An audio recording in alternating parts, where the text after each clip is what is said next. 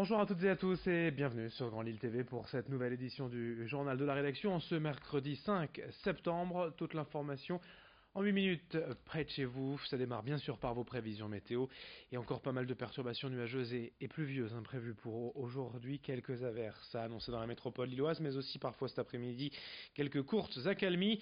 Les températures elles sont toujours de saison avec 22 degrés cet après-midi à Lille. On en reparle bien évidemment après ce journal. On va démarrer tout d'abord cette édition par une information qui ne vous a peut-être pas échappé ces derniers jours en Belgique. Du côté de la fédération Wallonie-Bruxelles, on souhaiterait modifier les règles de conjugaison du français, notamment l'accord du verbe avoir au participe passé. Évidemment, cette réforme fait beaucoup parler depuis. Ici en France, on fait le point avec Vincent Vieillard et Alexis Tessier. En français, avec l'auxiliaire avoir, le participe passé s'accorde avec le complément d'objet direct seulement si celui-ci est placé devant le verbe. Une règle pas forcément facile à appliquer qui pourrait bien changer et être simplifiée du côté de la Belgique puisque la fédération Wallonie-Bruxelles souhaite ne plus accorder le participe passé avec le verbe avoir. Comprenez donc mettre des et partout. Par exemple, si on dit les crêpes que j'ai mangées, ça s'écrit aujourd'hui EES. Demain, donc peut-être en Belgique, ça pourrait tout simplement s'écrire manger avec un et, tout simplement. Cette réforme de la langue française est en fait portée par deux profs belges. Ils ont même publié une tribune dans le journal Libération où on peut lire « Les règles d'accord du participe passé actuel sont obsolètes et compliquées jusqu'à l'absurde ». Toujours selon ces profs, ne plus perdre de temps à expliquer cette règle permettrait de prendre plus de temps pour s'attarder sur le vocabulaire, sur la syntaxe ou encore sur la littérature française. Une rentrée pas comme les autres et qui n'a pas eu lieu même hier à Roubaix au lycée Baudelaire. Une grève d'enseignants pour la première journée. En cause, les professeurs dénoncent la perte d'un demi-poste de CPE, le conseiller principal d'éducation, car selon eux, les effectifs de l'établissement n'ont fait qu'augmenter ces dernières années. Il y avait 550 élèves en 2013, ils sont plus de 700 aujourd'hui, mais avec moins de postes d'encadrants. La situation se dégrade au lycée, il y aurait de plus en plus d'incidents avec les élèves. Les syndicats demandent donc tout d'abord le maintien de ce demi-poste de CPE, mais aussi l'arrivée de 2 surveillants supplémentaires. Pour l'instant, le rectorat n'a accepté qu'un seul surveillant de plus pour ce lycée.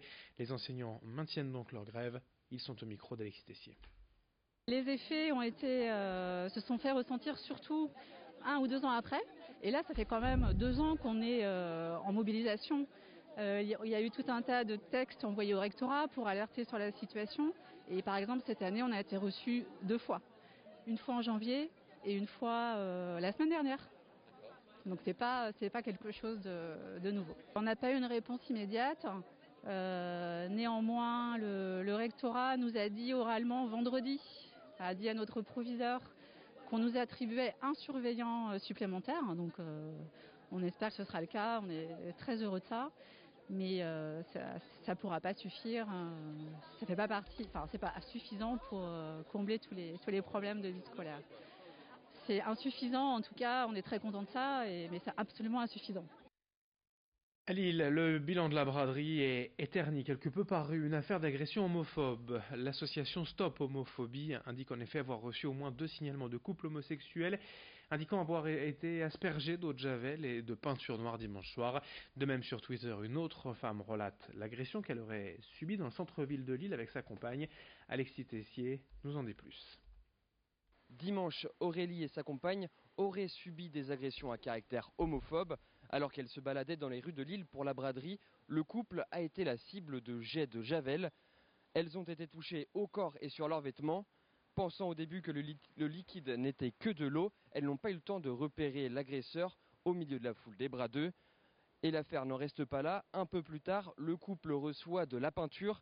Une fois encore, impossible d'identifier l'auteur de l'acte. D'autres couples auraient subi ces agressions homophobes en ce week-end de braderie. Dans ce journal également à Tourcoing, le quartier de la Bourgogne est bien souvent précédé d'une réputation sulfureuse dans les médias. Pourtant, depuis plusieurs années, les choses ont évolué et aujourd'hui la réalité est tout autre. La Bourgogne change et s'ouvre vers l'extérieur. Il y a pourtant encore sur place parfois quelques stigmates d'une vie difficile et chaotique. En témoigne ce spectacle affligeant tout proche de l'école Camus et de sa salle de sport. Ici, régulièrement, les riverains constatent des dizaines de déjections humaines directement pointées du doigt les gens du voyage installés à quelques mètres de là et qui viendraient ainsi faire leurs besoins autour de l'école. Les enfants ont une vue directe sur ces immondices et tout cela, bien sûr, perturbe le fonctionnement même de l'école.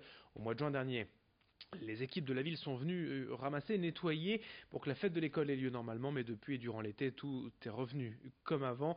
Le sol est de nouveau jonché de ces déchets humains. Explication au micro de Vincent Vieillard. Aujourd'hui, c'est bien beau de nous dire on va faire plein de choses, on va bien aménager notre quartier, on va faire tout ce qu'il faut. Mais si on laisse désenclaver un quartier et puis que de l'autre côté, on continue à laisser la merde, franchement la merde, puisque les gens ils font leurs déchets humains sur une salle de sport, c'est pas normal. Et à quand on va venir et quand nos gamins ils vont arrêter de voir en fait ces horreurs. Parce que voilà, ils arrivent tous les jours devant l'école, hop, on peut pas à la salle de sport parce que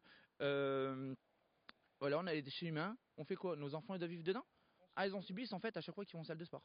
Parce que c'est devant la salle de sport, donc en fait, ou sur la cour, quand on voit la cour, on voit en fait de la salle de sport. On voit la salle de sport, donc en fait, on subit. Et puis les odeurs aussi, on les subit quoi. On termine avec l'actualité sportive en football. Le LOSC a reçu le feu vert de la DNCG, le gendarme financier du football français qui avait d'abord encadré la masse salariale du club lillois, permet donc aux dernières recrues d'intégrer officiellement l'effectif. Jérémy Pied, Fernando Costanza, Raphaël Leao et Rui Fonte. Une bonne nouvelle pour le LOSC qui a déjà plus ou moins réussi son début de saison. En tennis, Yannick Noah, capitaine de l'équipe de France de Coupe Davis, a dévoilé sa sélection pour la demi-finale contre l'Espagne du 14 au 16 septembre, je vous le rappelle, au stade Pierre-Mauroy. Le nordiste Lucas Pouille fait partie de l'effectif français. Et puis, de son côté, le Stadium de Villeneuve-d'Ascq a annoncé sur son compte Twitter qu'il accueillerait un match des tournois des 6 nations féminins. Fin février, la rencontre entre la France et l'Écosse aura lieu donc ici au Stadium le dernier week-end de février. Fin de cette édition, merci à vous de l'avoir suivi, très belle journée à toutes et à tous en notre compagnie. Prochain point sur l'actualité dès le prochain quart d'heure, dans moins de 8 minutes, restez bien avec nous en notre compagnie.